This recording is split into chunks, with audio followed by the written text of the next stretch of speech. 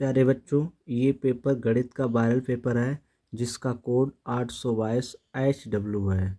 प्यारे बच्चों, अगर गणित में 70 में 70 नंबर लाना चाहते हो तो इस पेपर को पूरा देखिए। एक एक क्वेश्चन को बहुत ही आसान तरीके से हम सॉल्व करा रहे हैं। सभी प्रश्नों को आपको ध्यान से देखना है। प्यारे बच्चों, बता दें, हमने इस पेपर की पार्ट 1 वीडियो बना दी है जिसमें जितने ये बहुविकल्पी प्रश्न थे इन सभी का हल कराया है। जिसने अभी तक जाकर नहीं देखा तो उसको भी देख लीजिए। और इसमें हम जो प्रश्न लगाएंगे वो बेटा कौन से लगेंगे, ये वाले लगेंगे वर्णनात्मक प्रश्न जो हमारे हैं। ये वाले खंड वाह के जो प्रश्न हैं इनको हम लगाएंगे। जो हमारा खंड वाह है ये प्रश्न लगाएंगे। जिसने बहुविकल्पी प्रश्नों को हल नहीं देखा है तो वो भी जाकर देख लीजिए। तो 21 नंबर में सभी भाग हल कीजिए। इसमें प्रश्न नंबर का है, सिद्ध कीजिए कि √2 एक अपरिमेय संख्या है। ये क्वेश्चन बेटा हर साल पेपर में आता है और कितने नंबर में है, 2 नंबर में आता है। तो चलिए इस प्रश्न को लगाते हैं। बहुत ही आसान तरीके से आपको समझाएंगे। सिद्ध कीजिए कि √2 एक अपरिमेय संख्या है। तो सबसे पहले मान लेंगे, माना √2 एक परमेय संख्या। क्या मान लिया बेटा, माना √2 एक परमेय संख्या है। ठीक है, इसे हमने परमेय संख्या मान लिया। जब मान लिया इसे हमने परमेय संख्या है तो परमेय संख्या कहते किसे हैं, हमें ये भी मालूम होना चाहिए। वे संख्याएं जो P/Q के रूप में लिखी जाए वो संख्या परमेय संख्या कहते हैं। तो इसे हमने जब माना है तो √2 बराबर भी इसे हम क्या लिखेंगे, P/Q। क्या लिखेंगे, P/Q। जब इसे हमने लिख लिया है, जहाँ P और Q क्या है, जहाँ P और Q एक पूर्णांक है। क्या है, पूर्णांक है। ठीक है, ये हमने लिख लिया। और Q इक्वल नॉट 0 और लिखेंगे। क्या लिखेंगे, Q इक्वल नॉट 0। इसे क्यों लिखेंगे, क्योंकि परमेय जो संख्या होता है उनका हर कभी भी 0 नहीं होता है या शून्य के बराबर नहीं होता, इसलिए Q इक्वल नॉट अवश्य लिखते हैं। ठीक है, तो यहाँ पर अब सबसे पहले क्या करेंगे, यहाँ पर इसे हम हल करेंगे तो इसके नीचे हम 1 लगा लेंगे। क्या करेंगे, 1 लगा लेंगे। तो P का गुणा 1 में करेंगे तो हमारा कितना हो जाएगा, P हो जाएगा। बराबर √2 का गुणा Q में करेंगे तो ये √2Q हो जाएगा। हम बच्चों इसमें क्या करेंगे, दोनों पक्षों का वर्ग करेंगे। दोनों पक्षों का वर्ग करने पर, दोनों पक्षों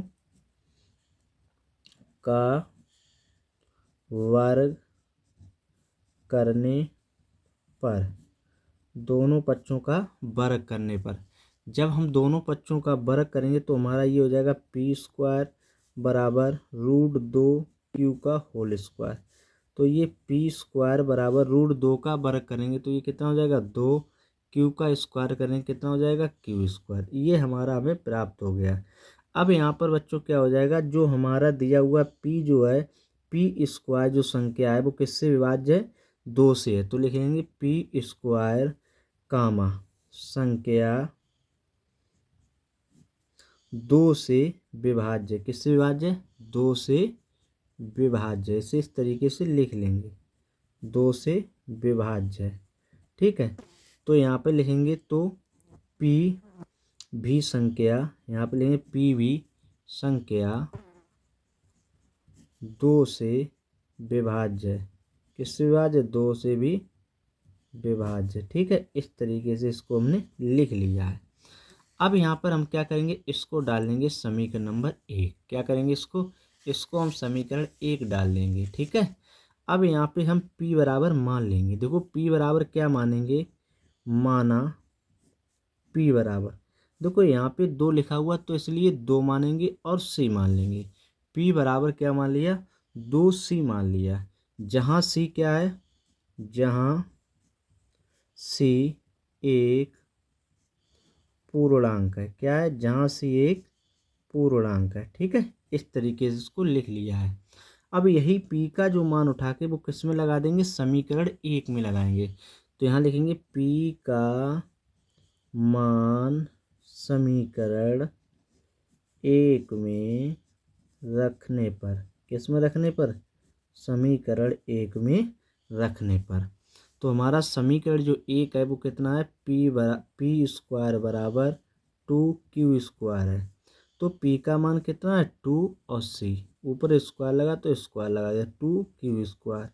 2 का वर्ग करेंगे कितना हो जाएगा 4, c का वर्ग करेंगे c², इधर 2q²। अब देखिए 2 से ये 4 कट जाएगा तो कितना आ जाएगा 2, ये हो जाएगा 2c² बराबर q²। जिस तरीके से बेटा हमने ये वाले मान लिखे थे उसी तरीके से इसको भी लिखेंगे। तो यहाँ पे लिखेंगे हम सबसे पहले q कामा, देखो यहाँ पे p वाला था तो p लिखा, तो यहाँ लिखेंगे q² कामा संख्या 2 से विभाज्य है।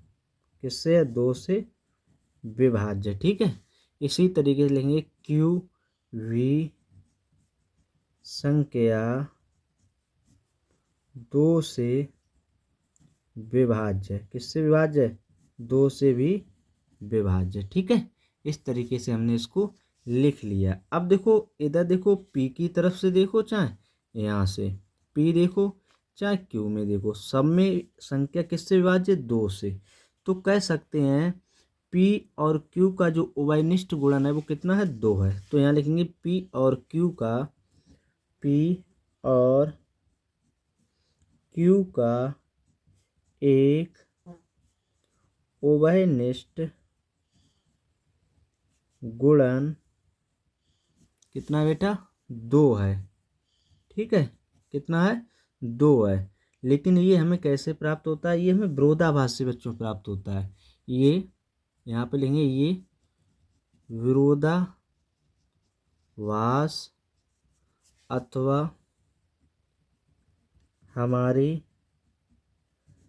कल्पना के कारण प्राप्त हुआ है। ठीक है, अब इतना हमने लिख ली हिंदी। अब नीचे लिखेंगे कल्पना का प्राप्त हुआ है, अतः इधर आगे बढ़ा लेते हैं, अतः √2 एक अपरिमेय संख्या है। कौन संख्या है, अपरिमेय संख्या है। ठीक है, ये हमारा सवाल लग गया। बच्चों हम वादा करते हैं अगर बोर्ड एग्जाम में जिस तरीके से हमने लगाया, अगर इस तरीके से लगा के आते हो तो आपको पक्के 2 नंबर मिलेंगे, कोई भी आपके नंबर ये नहीं काटेगा। इसी तरीके से आपको लगा के आना है। तो ये सवाल नंबर हमने जो है कौन सा लगा दिया बेटा, समझ में आया होगा। जिसको समझ में आया तो चैनल को सब्सक्राइब कर दो और लाइक कर दो। जो भी क्लास देख रहे हैं वो एक बार लाइक कर दो।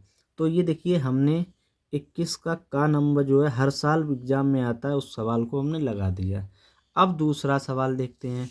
दूसरा है खा नंबर, दूसरा क्या है, खा क्वेश्चन है, कह रहा है सिद्ध कीजिए। खा नंबर कह रहा है सिद्ध कीजिए। देखो दिया हुआ सिद्ध कीजिए 1 + sec a, क्या क्वेश्चन दिया हुआ, इसको बढ़ाते हैं ऊपर, 1 + sec a और बटा sec a बराबर sin² a 1 - cos a। ये सवाल हमें दिया हुआ है। तो चलिए इस क्वेश्चन को हल करते हैं। एक एक स्टेप को हल करेंगे और ध्यान से देखना बच्चों, इसकी मत करना। ठीक है, तो इसमें देखो कैसे बोर्ड में लगाना उस तरीके को भी हम लिखा के चलते हैं साथ में, जिससे कि आपको कोई भी समस्या ना बने। ठीक है, तो चलिए बेटा सवाल को हम लगाते हैं। तो यहाँ पर सबसे पहले हम पक्ष लेंगे LHS लेंगे। कौन सा लेंगे, LHS लेंगे। ठीक है, तो 1 + sec a और बटे sec a हमने इसको ले लिया। अब देखो सूत्र याद होना चाहिए, sec a बराबर सूत्र होता है 1/cos a, इसके भी नीचे एक लगा लो। और sec a बराबर भी सूत्र क्या होता है, 1/cos a। ठीक है, अब एक ये है हमारा ना, एक और कोस का एलसीएम लो, कितना हो जाएगा कोस ए। तो एक का गुणा कोस ए में, तो गुणा करो कोस ए हो जाएगा, 1 का गुणा 1 में करो 1 हो गया, तो 1/ कितना हो जाएगा कोस ए। देखो कोस से कोस कट गया तो हमारा ये कितना आया, ये हमारा आ गया कोस ए और +1। ये बच्चों हमने जो लेफ्ट हैंड साइड हल किया तो हमारा cos A +1 आ गया। इस सवाल को जो है दोनों तरफ से हल करना पड़ेगा, तब इसका आंसर आएगा। अब हम कर रहे हैं RHS। कौन सा कर रहे हैं? RHS। तो RHS को करते हैं RHS। तो RHS को जब करेंगे तो यहाँ पे कितना दिया हुआ है? sin स्क्वायर ए और बटे 1 - cos ए, इतना दिया हुआ है। देखो सूत्र होता है बेटा, sin स्क्वायर का सूत्र होता है 1 - cos स्क्वायर, एक सूत्र होता है, ठीक है, 1 - cos ए। साइन स्क्वायर सूत्र क्या होता है? 1 - cos स्क्वायर। अब देखो इस पे भी स्क्वायर लगा दिया तो सूत्र बन गया ये हमारा A² - B²। तो सूत्र क्या होता है? एक बार प्लस और एक बार माइनस। तो इस सूत्र खोल देंगे तो ये हो जाएगा एक बार प्लस cos A और एक बार माइनस cos A, और बटे कितना है? 1 - cos A। 1 - cos से 1 - cos A कट गया तो कितना बचा? 1 + cos A। इसको भी घुमा लो तो cos A आगे लिख लो और 1 पीछे कर दो, ठीक है। अब देखो इधर भी बराबर आ गया। जब हमने लेफ्ट हैंड साइड लगाई तब भी हमारा cos A +1 आया, जब राइट हैंड साइड लगाई तब भी हमारा cos A +1 आया।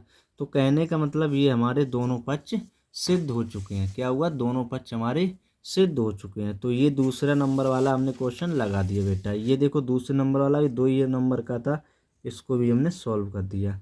अब देखते हैं तीसरा प्रश्न।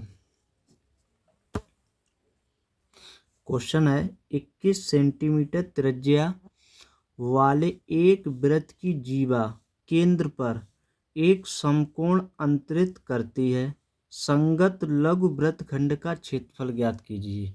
ये भी बच्चों अनेक बार पेपर में आ चुका क्वेश्चन है। तो सबसे पहले लिख लेंगे, देखो 21 सेंटीमीटर त्रिज्या दी है तो यहाँ पे त्रिज्या को लिख लेंगे आर बराबर, त्रिज्या क्या लिखेंगे? आर बराबर दी है 21 सेंटीमीटर। तो हमने बेटा इसको लिख लिया। फिर कह रहा एक जीवा पर केंद्र पर समकोण अंतरित करती है। जो समकोण होता है वो थीटा बराबर 90 का होता है। कितना होता है? 90, ठीक है, करती। तो हमसे पूछा संगत लघु वृत्तखंड का क्षेत्रफल। संगत लघु वृत्तखंड का क्षेत्रफल सूत्र होता है लघु वृत्तखंड का क्षेत्रफल। इसका जो सूत्र होता है वो होता है थीटा बटे 360 पाई r² -1/2 r² साइन थीटा। ये सूत्र बेटा होता है। इस सूत्र में मान लगा देंगे और आंसर हमारा आ जाएगा। चलिए लगाते हैं। देखो थीटा है, थीटा का मान 90 है तो 90 लगा दिया, बटे 360 है, इसको लगा दिया। पाई है, पाई का मान होता है 22/7, और आर है, आर का मान 21 तो स्क्वायर इसलिए से 2 बार लिखेंगे, -1/2। आर का मान 21 है तो 21 × 21 गुणे साइन थीटा, साइन थीटा का मान 90 तो साइन 90 हो गया ये, ठीक है। इससे हल कर लेंगे। देखो 90 चौकू होते हैं 360, कितना होता है? 90 चौकू 360 होता है। अब इसे आगे हल करेंगे। देखो काट लो, 7 एकम 7, 7 तियो 21, और कहीं पे कट रहा है 2 से काट लो, ये 2 दूनी 4 और ये 11 से कट जाएगा, और कहीं पे नहीं कटेगा। इधर देख लो, इधर भी नहीं कटेगा। तो ऊपर बचा हुआ 11 और 3 और 21, तो 11 लिख लेंगे इसे, 11 × 3 × 21, और बटे में कितना बचा हुआ है? बटे में बेटा बचा हुआ है 2। कितना? इधर 2 बचा हुआ है तो यहाँ पर 2 लिख लेंगे, ठीक है। और इधर देखते हैं 1/2, 21 21 होते हैं 441, साइन 90 इसका मान होता है 1। कितना होता है? 1 होता है। तो चलिए इसमें गुणा करते हैं। तो 11 × 3 = 33, 33 का 21 में गुणा जब करेंगे तो ये बेटा कितना हो जाएगा हमारा? 693 हो जाएगा। कितना हो जाएगा? गुणा करेंगे 693 हो जाएगा, ठीक है। और बटे कितने? 2 है। -1 का गुणा 441 में करेंगे तो ये 441 वटा कितना हो जाएगा? 2 हो जाएगा। अब इसका एलसीएम लेना है, केवल हमें क्या लेना? एलसीएम।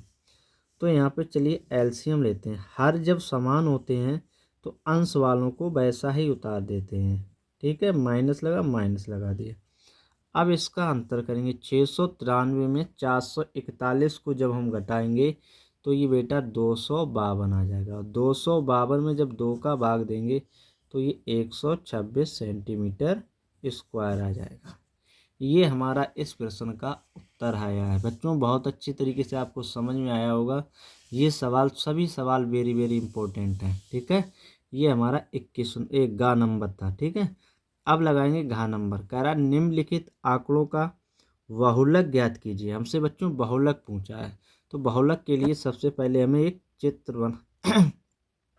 चित्र को देखना पड़ेगा, इससे इसे हल करेंगे, ठीक है। तो बेटा इस चित्र में देखते हैं बहुलक कैसे ज्ञात करते हैं। तो इसमें आपको अगर थोड़ा लगा लिया होगा, आपने पहले थोड़ा बहुत सीखा होगा, तो आप आसानी से बहुलक वाले सवाल को लगा लेते हो।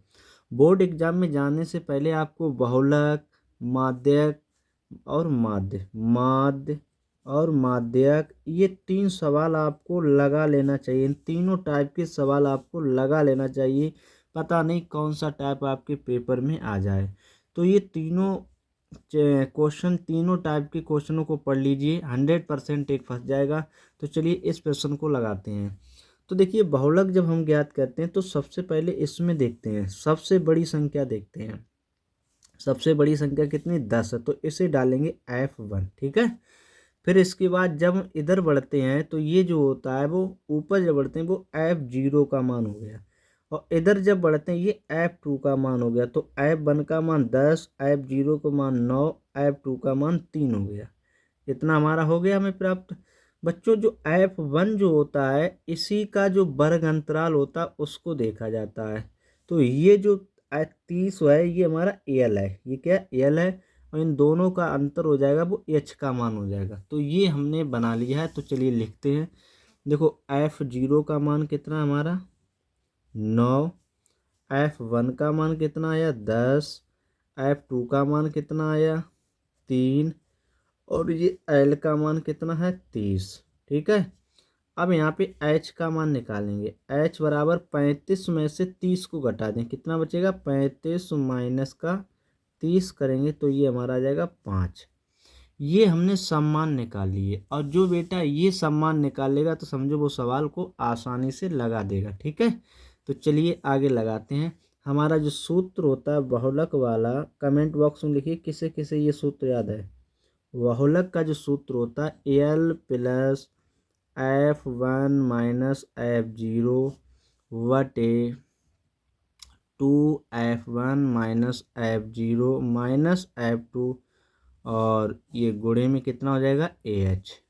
ये बेटा सूत्र होता है बहुलक का, इसको आपको रटना है, ये समझो, ये रट के ही पेपर में जाना है क्योंकि इससे एक सवाल आता है।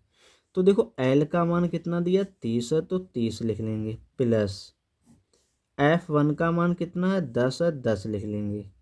F0 का मान कितना 9 है, 9 लिख लेंगे, बटे 2 है 2 लिख लिया। F1 का मान कितना है 10 है, 10 लिख लिया, माइनस F0 का मान कितना है 9 है, 9 लिख लिया।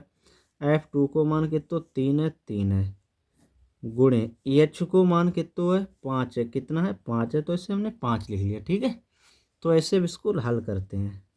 तो यहाँ 30 प्लस 10 में से 9 गया 1 बचा, 10 दूनी 20 हो जाएगा, और 9 3 को जोड़ो माइनस के 9 3 12 हो जाएंगे, गुणे 5 हो जाएगा।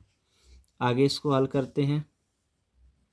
30 प्लस 5 एकम 5, 20 में से 12 जब घटाएंगे तो कितना बचेगा 8। तो हमारा ये कितना प्राप्त हो गया, ये हमारा जो प्राप्त हुआ वो 30 प्लस 5 में हम 8 का भाग देंगे। जब 5 में 8 का भाग देंगे तो 0.625 आ जाएगा। अब 30 में इसको जोड़ देंगे तो हमारा जो आंसर आ जाएगा 30.625। यही हमारा बहुलक निकल के आया है। देखो बच्चों क्या बहुलक क्वेश्चन कठिन होता है, नहीं होता है। अब लास्ट समय है तो आपको ये सूत्र याद होने चाहिए। अगर सूत्र याद है तो ये ऐसे सवाल एक साथ लगा दोगे। सॉरी ये वाला लगाया था गा वाला, तो ये सवाल बहुत ही जल्दी लगा दोगे। 2 नंबर का है, ठीक है, बहुलक वाला। अब इसी तरीके से पढ़ते हैं डा वाला। कह रहा उस बिंदु के निर्देशांक ज्ञात कीजिए जो बिंदुओं 4, -3 तथा 8, 5 को जोड़ने वाले रेखाखंड को 3:1 के अनुपात में विभाजित करता है। देखो सूत्र होता है, एक अंता वाला होता है, एक क्या होता है, वाह्यता वाला होता है। तो इसमें अंता वाले की बात करी, ठीक है। तो चलिए इसको लगाते हैं सवाल को। तो बच्चों इस अंता वाले सवाल को लगाने के लिए सबसे पहले बिंदु को लिख लेंगे। तो हमें देखते हैं बिंदु क्या क्या दिए हुए, उसको पहले लिखते हैं। तो यहाँ पर बिंदु जो हमें दिए हुए हैं वो देखो ये हमें जो मान दिया हुआ वो ए का दिया हुआ। तो ए बराबर कितना दिया हुआ है, इसे ए मान लेंगे, 4, -3, ठीक है। तो इसे हम क्या लिख लेंगे, इसे लिखेंगे x1 बराबर 4, y1 बराबर -3, ठीक है, -3। इसीलिए इसी तरीके से 8, 5 लिख लेंगे। इसे लिखेंगे b बराबर 8, 5। तो इसको भी लिख लो। ये हो जाएगा x2 का मान 8 और y2 का मान हो जाएगा 5। इसके बाद रेखाखंड को 3:1 दिया हुआ, तो इसे लिखेंगे m1 m2। m1 का मान दिया हुआ 3 और m2 का मान दिया हुआ 1, क्योंकि 3:1 में अंता विभाजित की बात कर रहा है। किसकी बात कर रहा है, अंता विभाजित। तो अंता विभाजन सूत्र क्या होता है, यहाँ लिखते हैं अंता विभाजन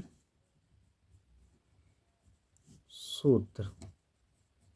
क्या लिखते हैं, अंता विभाजन सूत्र। जब अंता विभाजन सूत्र लिखते हैं तो ये सूत्र होता है बच्चों, जिसे याद नहीं है तो याद कर लो, इस तरीके का पेपर में क्वेश्चन आता है। सूत्र होता है 12 + 21 बटा m1 + m2, फिर इसके बाद m1 y2 + m2 y1 बटे m1 + m2, ये सूत्र होता है। तो इसी सूत्र में हम मान लगा देंगे, हमारे क्या निकल आएंगे, हमारे बिंदु के निर्देशांक निकल आएंगे। क्या निकल आएंगे, बिंदु के निर्देशांक। तो चलिए मान लगाते हैं। तो इस सूत्र में फटाफट मान लगाते हैं। तो देखो x कामा हमें y का मान निकालना है, x कामा y का मान निकालना है। तो देखो पहले m1 है, तो m1 का मान 3 है, जो मान दिया हुआ वैसे ही उसको लगा देंगे। x2 है, x2 का मान 8 है, 8 लगा देंगे, प्लस m2 है, m2 का मान 1 है, 1 लगा देंगे, x1 है, x का मान 4 है, 4 लगा दिया, वटा m1 + m2, तो 3 + 1 कर लेंगे, 3 + 1। इसी तरीके से इधर लगा लेंगे। m1 का मान कितना है, 3 है, y2 का मान कितना है, 5 है, प्लस m2 का मान कितना है, 1 है, y1 का मान कितना है, -3 है, वटा m1 + m2, 3 + 1, 3 + 1, ठीक है। इस तरीके से हमने मान लगा दिए। अब यहाँ पे 3×8 = 24 प्लस 1 का गुणा 4 में करेंगे 4 बटे 3 और 1 4 हो गया। इसी तरीके से 3 पंजे 15 प्लस और माइनस ये हो जाएगा, प्लस यहाँ पे माइनस पहले से ही लगा देते हैं, 3 एकम 3 बटा 3 और 1 4, ठीक है। ये अब इसे हल करते हैं। 24 4 कितने होते हैं, 28, 28 बटा 4, 15 में से 3 गए 12, 12 बटे 4। ये क्या चल रहा हमारा, x कामा y चल रहा है। तो यहाँ पर x कामा y बराबर देखो 4 सत्ते 28, 4 तियो 12, तो 7, 3 निकल के आया। ये x और y के मान निकल के आए। यही हमारे अंता बिंदु के निर्देशांक निकले, ठीक है। तो यही हमारा आंसर हुआ। इसी तरीके से आपको सेम पेपर में लगा के आना है, क्वेश्चन को छोड़ना नहीं है क्वेश्चन को, ठीक है। अगला क्वेश्चन देखते हैं। क्वेश्चन क्या दिया हुआ है, ये भी क्वेश्चन 2 ही नंबर का बेटा, ठीक है। कह रहा y के वे मान ज्ञात कीजिए जिनके लिए बिंदुओं 5, -3 और 13, y के बीच की दूरी 10 मात्रक है। तो चलिए इसको हम लगाते हैं। तो चलो इसको हम लगाते हैं।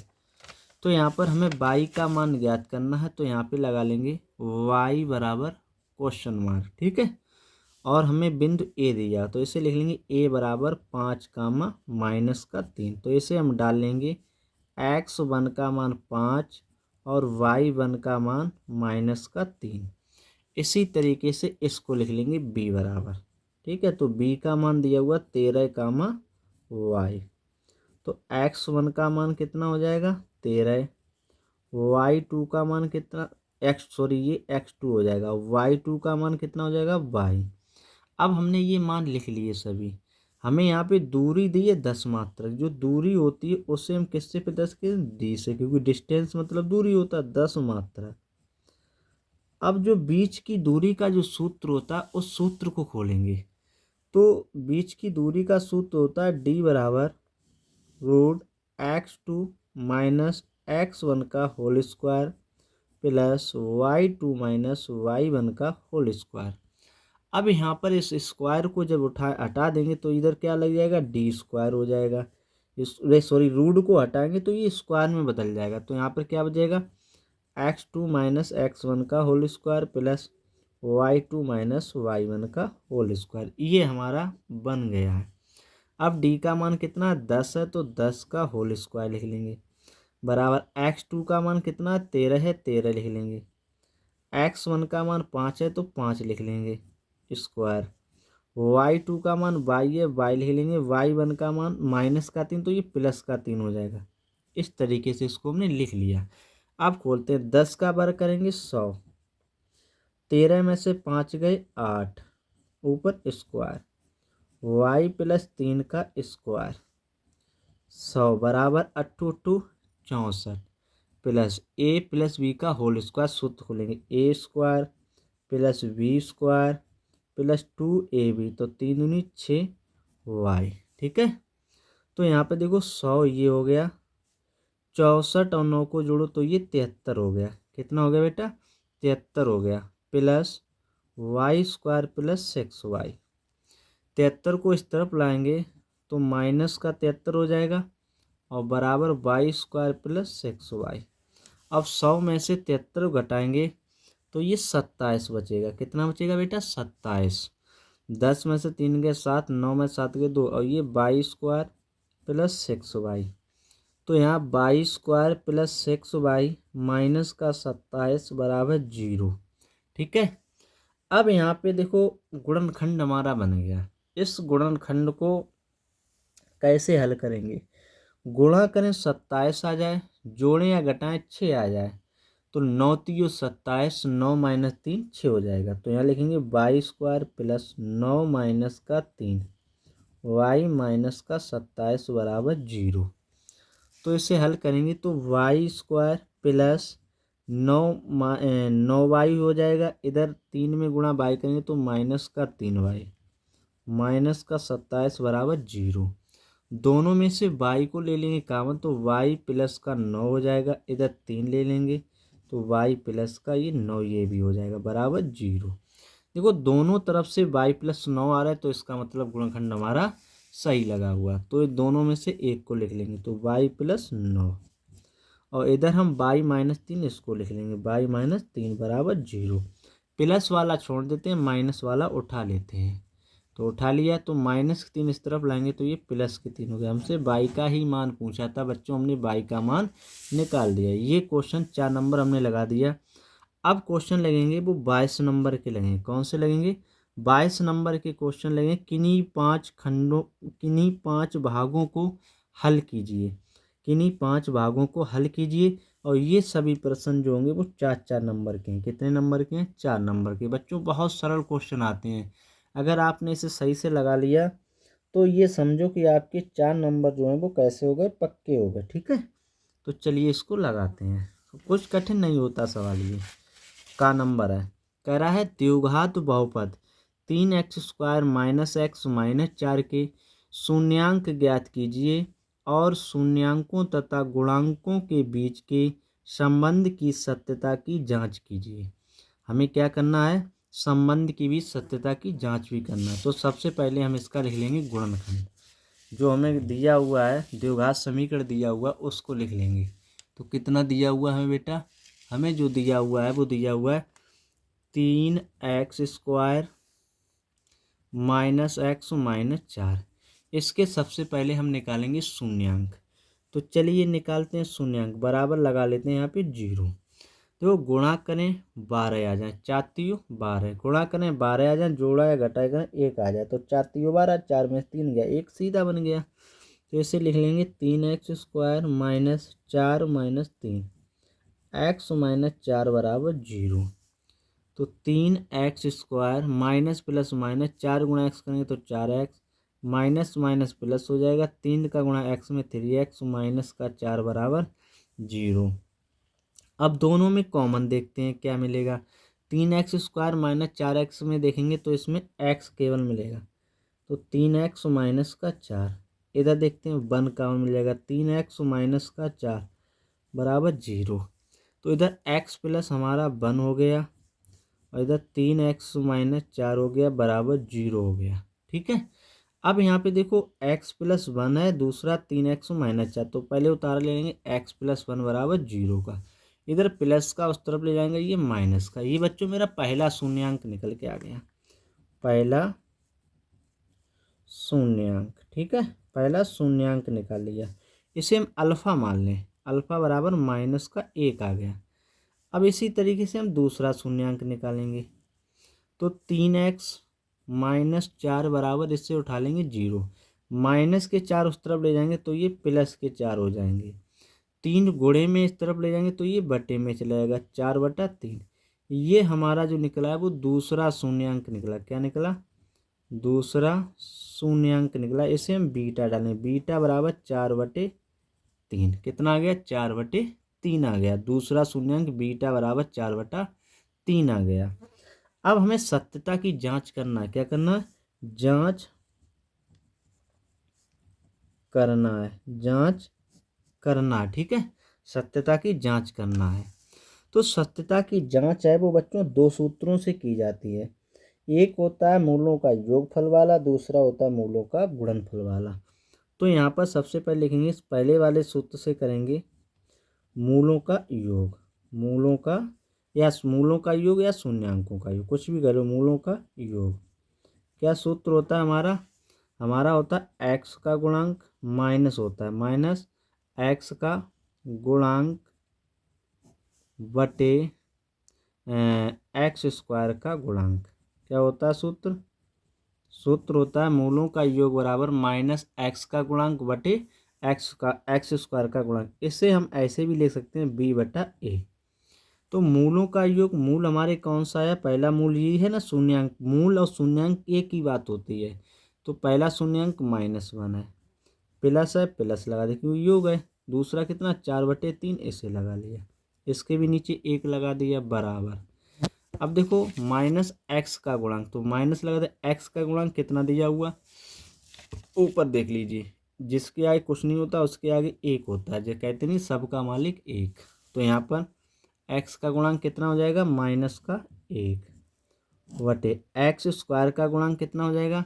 देखो x² के आगे 3 है तो ये 3 हो गया।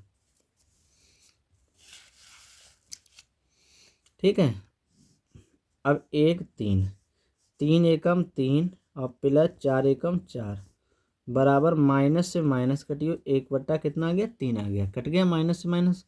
अब 4 में से जब 3 को घटाएंगे तो यहाँ पे बचेगा 1, 1/3 बराबर 1/3। ये देखो दोनों पक्ष हमारे बराबर है, इसलिए हमारी सत्यता की जांच हो गई है। ठीक है, दूसरा भी सूत्र होता है, क्या होता है? शून्यांकों का गुणन वाला होता है। क्या होता है? शून्यांकों का गुणन का होता है, उसको भी लगाते हैं। शून्यांकों का, शून्यांक लिख लो या मूल लिख लो, एक ही बात है। शून्यांकों का गुणन बराबर, ये दूसरा सूत्र हो जाएगा। क्या सूत्र होता है? अचर पद वटा x² का गुणांक। ठीक है, इसे हम लिख सकते हैं c/a। तो मूल शून्यांकों का गुणन है, तो शून्यांक पहला हमारा -1 है वो लगा दिया, दूसरा 4/3 है, इसको भी लिख लिया।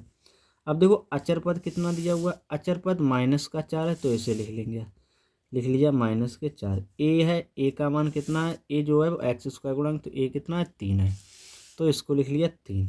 अब देखो -1 का गुणा 4 करो, -4/3, इधर भी -4/3 आ गया। तो हमारा देखो दूसरे वाले सूत्र से भी बराबर है। तो ये हमारी सत्यता की जांच हो चुकी है। ये हमारा क्वेश्चन नंबर जो बेटा लगाया है वो 22 का नंबर लगाया। ये 4 नंबर का क्वेश्चन था और बहुत ही सरल था क्वेश्चन। तो हमने इसे सरल क्वेश्चन को सरल भाषा में लगा दिया है। अब हम क्वेश्चन नंबर देखेंगे खा वाला। क्वेश्चन दिया हुआ खा है, निम्नलिखित रैखिक समीकरणों के युग्म को हल कीजिए। युग्म को बच्चों हमें हल करना है। 0.2 x प्लस 0.3 y बराबर 1.3 और 0.4 x माइनस 0.5 y बराबर कितना दिया है 0.7 है। इस सवाल को हम हल करेंगे। चलिए बच्चों हल करते हैं। तो इसको हम समीकरण 1 डालेंगे, इसको हम समीकरण 2 डालेंगे। तो हल करते हैं। देखिए खा है, ये हमारा 4 नंबर का प्रश्न है। 0.2 x प्लस 0.3 y बराबर 1.3, इसे हम समीकरण 1 डालेंगे। दूसरा दिया हुआ 0.4 x प्लस माइनस दिया हुआ 0.5 y बराबर माइनस 0.7, इसे हम समीकरण 2 डालेंगे। ये बच्चों गलत लिखा था, हमने सही कर दिया। अब देखो समीकरण 1 व समीकरण हमें 2 हल करना है। तो सबसे पहले हम करेंगे हल समीकरण 1, समीकरण 1 से। ठीक है, समीकरण 1 से। तो समीकरण 1 दिया हुआ 0.2 x प्लस 0.3 y बराबर 1.3। इधर प्लस का उस तरफ ले जाएंगे तो ये माइनस में चला जाएगा, बराबर 1.3 माइनस का 0.3 y। इधर हमारा 0.2 गुणे में इस तरफ लाएंगे तो ये बटे में चलाएगा। तो x बराबर 1.3 माइनस 0.3 y वटा 0.2, इसे हम डालेंगे समीकरण नंबर 3 डालेंगे। जो x का मान निकला है समीकरण 1 को हल करके उसे हम समीकरण 2 में लगा देंगे। तो यहाँ लिखेंगे x का मान समीकरण 2 में रखने पर, किस में रखने पर बेटा, समीकरण 2 में रखने पर। तो समीकरण हमारा 2 कितना है 0.4 x और माइनस का 0.5 y बराबर माइनस 0.7, इसमें हम लगाते हैं। तो 0.4 ये है, x का मान कितना है, x का मान है 1.3 माइनस 0.3 y वटा 0.2 और माइनस का 0.5 y बराबर माइनस का 0.7। दशमलव से दशमलव, 2 एकम 2, 2 दूनी 4। तो ये हमारा 2 आ जाएगा 1.3 माइनस 0.3 y और माइनस 0.5 y बराबर माइनस 0.7। 2 का इसमें गुणा कर देंगे, 2 का गुणा 1.3 में करेंगे तो ये 2.6 हो जाएगा, माइनस 2 3 6, 0.6 y माइनस 0.5 y बराबर माइनस का 0.7। इसको बेटा अब हम हल कर लेंगे। तो देखिए माइनस का 0.6 y है, माइनस का 0.5 है, 5 y। तो ये हो जाएगा 6 5 11। तो 1.1 y और प्लस का 2.6 बराबर माइनस का 0.7। ये प्लस का उस तरफ ले जाएंगे तो ये माइनस में चला जाएगा। तो माइनस में 0.7 है, प्लस का इस तरह लेंगे तो ये भी माइनस का हो जाएगा। अब यहाँ पर ये हमारा किस में था बेटा, माइनस में था। माइनस का 1.1 y, इसको जोड़ देंगे, 6 और 7 13 और यहाँ से लगे 2 1 3, ये 3.3 आ गया माइनस का।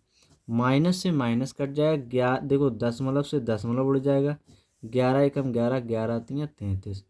तो y का मान कितना आ गया, 3 आ गया। एक हमारा आंसर आ चुका है। अब यही y का जो मान आया इसी को उठा के समीकरण नंबर 3 में लगा देंगे तो दूसरा भी आंसर आ जाएगा, x का आ जाएगा हमारा। तो लिखेंगे y का मान, यहाँ लिखेंगे y का मान समीकरण 1 में रखने पर, y का मान समीकरण 1 में रखने पर। तो y का मान कितना दिया हुआ समीकरण समीकरण 1 नहीं, समीकरण 3 में लगाएंगे। ठीक है, समीकरण 3 में जल्दी हल हो जाएगा, इसलिए गलत लिख गए थे। वैसे आंसर 1 से भी आ जाएगा, लेकिन 1 से हम नहीं लगाएंगे। तो हमारा कितना है x वाला, तो x बराबर इसको लिख लेंगे, जो x नहीं दिया समीकरण 3 इसी को लिखना है। ठीक है, तो यहाँ पर हम लिख लेते हैं इसे आगे बढ़ाकर। कितना लिखना है हमें, x बराबर 1.3 माइनस 0.3 वाई और बटे 0.2, यही तो लिखा था समीकरण 3, इसी में लगा देंगे, जहाँ जहाँ पे वाई वहाँ पे 3 लगा देंगे। तो x बराबर 1.3 माइनस 0.3, वाई का मान 3 है, 3 लगा दिया, और 0.2, x बराबर 1.3, 3 त्रिका 9 बटे 0.2। 1.3 में 0.9 को घटा देंगे तो ये बच जाएगा हमारा 0.4, और नीचे 0.2, दशमलव से दशमलव 2 दूनी 4। तो x का भी मान कितना आ गया, 2 आ गया। x का मान कितना आ गया, 2 आ गया। ठीक है, x का मान 2 आ गया। तो ये बेटा हमने सवाल जो है तुम्हारा 22 का खा नंबर 4 नंबर का ये क्वेश्चन, इसको भी हमने बहुत ही अच्छे तरीके से सॉल्व कर दिया। और जिसने भी वीडियो को शेयर नहीं किया तो उसको भी शेयर कर दीजिए। अब इसी तरीके से आगे जो बचे हुए सवाल हैं उनको भी हम एक एक करके लगवा रहे हैं। ठीक है, आगे हमारा जो आएगा सवाल वो गा होगा, वो हमारा किससे है, वो हमारा त्रिभुज से है। तो त्रिभुज का है, और ये तो मालूम है त्रिभुज की सवाल क्वेश्चन पेपर में आते ही हैं। तो क्वेश्चन को देख लेते हैं। क्वेश्चन हमारा कह रहा है गा। प्रश्न है, सिद्ध कीजिए कि बाह्य बिंदु से वृत्त पर खींची गई स्पर्श रेखा की लंबाई बराबर होती है। तो सबसे पहले हम बनाएंगे एक बच्चों वृत्त बनाएंगे। तो ये हमने क्या बना लिया, एक वृत्त बना लिया। वृत्त आपको भी बनाना है। ठीक है बच्चों, इस तरीके से एक वृत्त बना लिया। फिर कह रहा है सिद्ध में बाह्य बिंदु से वृत्त पर खींची गई स्पर्श रेखा। अब देखो बाह्य बिंदु को ये हो गया, इस बाह्य बिंदु से वृत्त पर जो है खींची गई स्पर्श रेखा की जो लंबाई है ये वाली, ये ठीक है, ये जो स्पर्श रेखा की जो लंबाई है, ये लंबाई जो है ये बराबर है या नहीं। तो इसे हम डालेंगे ए, इसे डालेंगे बी, और ये इस तरीके से बना लेंगे, और यहाँ पर एक डालेंगे ओ माइनस, और इसको डाल देंगे ओ, और ये वाले डालेंगे पी। ठीक है, इस तरीके से हमने पूरा अपना चित्र बना लिया है।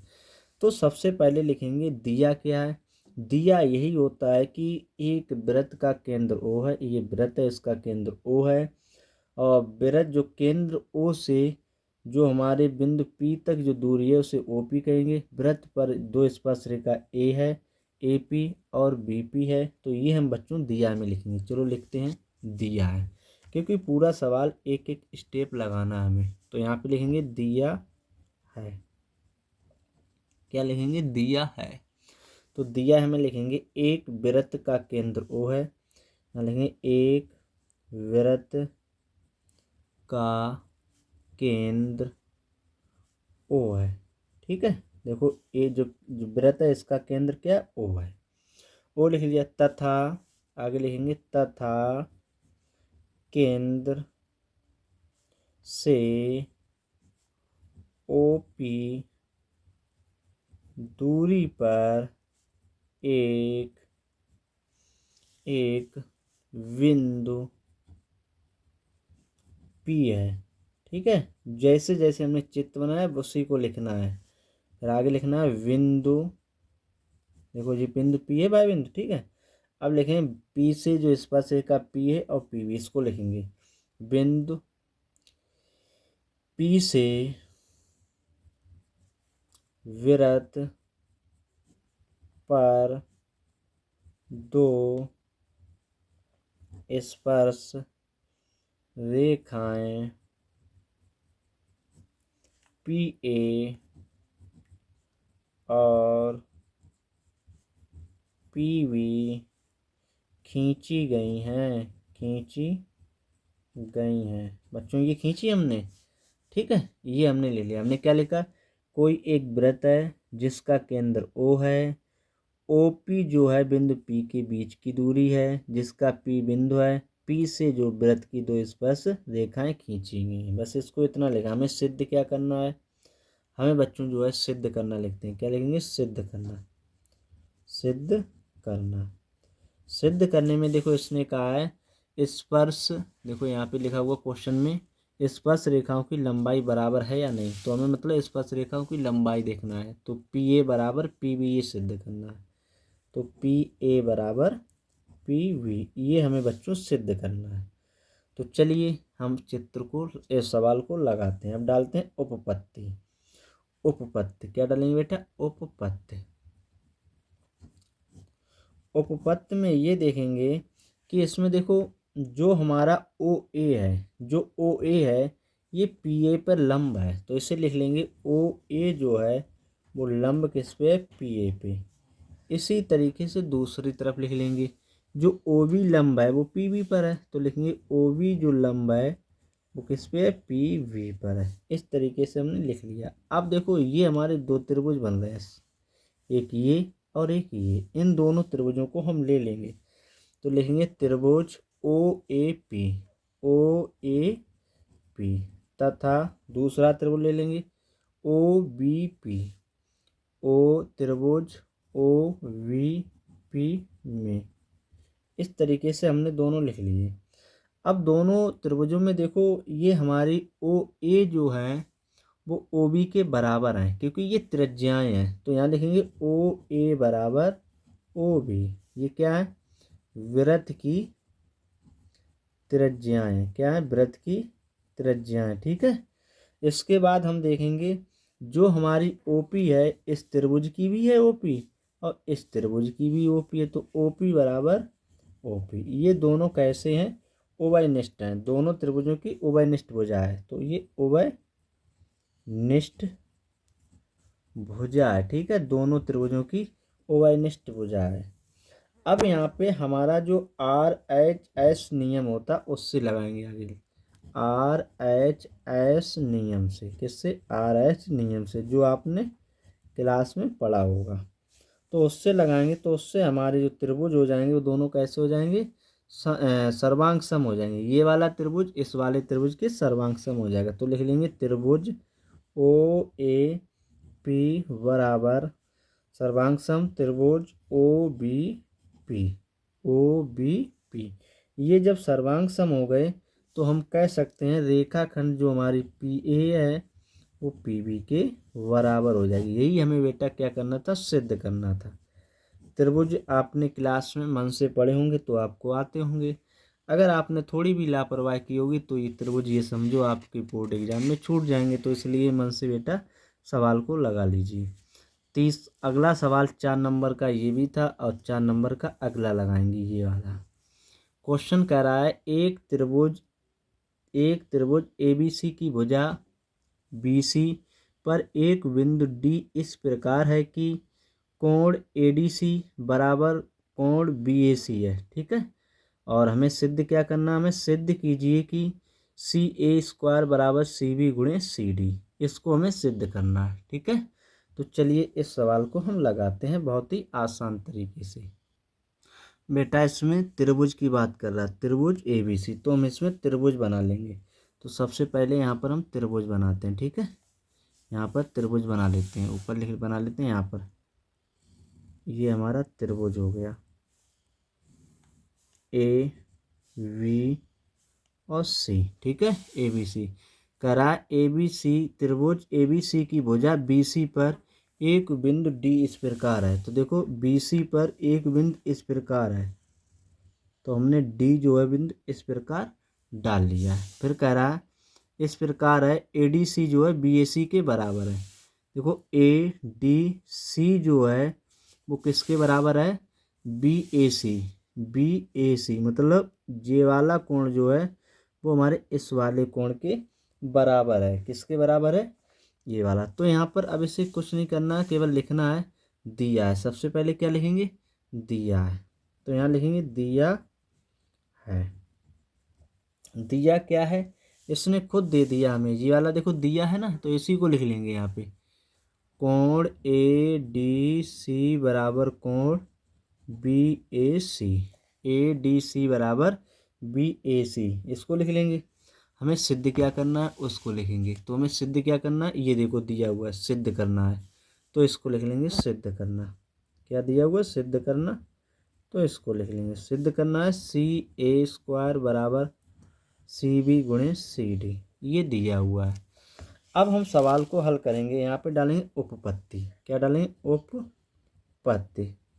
बच्चों सवाल कठिन नहीं, केवल समझना है। तो यहाँ पे जब उपपत्ति करेंगे तो इसमें हम कौन ले लेंगे, BAC। कौन सा लेंगे, त्रिभुज लेंगे BAC, और दूसरा लेंगे त्रिभुज ADC, ADC ले लेंगे। ठीक है, BAC लेंगे और DAC लेंगे। तो यहाँ पर त्रिभुज DAC में हमने ले लिए हैं। अब यहाँ पे देखो हमें जो दिया हुआ है कोण BA, जो हमें देखो दिया हुआ ADC जो है वो BAC के बराबर है, तो इसको भी हम लिख लेंगे। तो हम लिखेंगे यहाँ पर BAC जो है वो ADC के बराबर है। ये हमें दिया हुआ है, तो इसे हम लिखेंगे दिया है। ठीक है, क्या हमें ये दिया है, ये हमारा दिया हुआ है। अब देखो दोनों त्रिभुजों में देखो, जब हमने ये वाला त्रिभुज लिया BAC लिया तो भी हमारा C आया, हमने DAC लिया फिर भी हमारा C आया। तो कहने का मतलब ये हमारे कोण जो C है वो उभयनिष्ठ है। तो कोण C बराबर कोण C, ये कैसा है, उभयनिष्ठ कोण है। उभयनिष्ठ कोण है, कैसा है, उभयनिष्ठ कोण है। तो इसे हमने डाल लिया उभयनिष्ठ कोण। ठीक है, जब हमारा उभयनिष्ठ कोण आ गया, दो कोण हमारे बराबर आ गए, तो हमारा त्रिभुज कैसा हो गया, समरूप हो गया। तो इसे लेंगे BAC समरूप त्रिभुज ADC। इसे डालेंगे एंगल समरूपता से, ठीक है, ये हमारा हो गया। जब ये हमारा समरूपता से हुआ है तो ये भुजाएं भी हमारी कैसी आ जाएंगी, बट्टे में आ जाएंगी। तो कैसे लिखेंगे, तो लिखेंगे CA, जो हमारी CA के बटे में आ जाएगा वो CD आ जाएगा। इधर हमारा आ जाएगा CB, C और B, ये वाली CB बटे क्या आ जाएगा, CA। अब इसका हम कैंचीदार गुणा कर लेंगे। CA का गुणा CA में करें तो हमारा CA² हो गया, CD का गुणा CB में करें तो CB गुणे CD हो गया। यही बच्चों हमसे सिद्ध करने के लिए कहा था और हमारा ये सिद्ध हो गया। ये हमारा त्रिभुज का जो सवाल था वो लग गया। ये 4 नंबर वाला था, ये वाला भी हमने लगा दिया।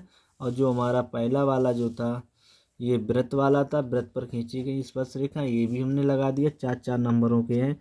क्वेश्चन छोड़ के एक भी नहीं आना, बहुत ही अच्छे तरीके से लगाना है। अब देखते हैं क्वेश्चन नंबर डा। ये भी क्वेश्चन जबरदस्त है। निम्नलिखित बारंबारता सारणी से माध्यक ज्ञात कीजिए। हमें बच्चा इसका क्या ज्ञात करना है, माध्यक ज्ञात करना। तो चलिए इसको भी हम लगाते हैं।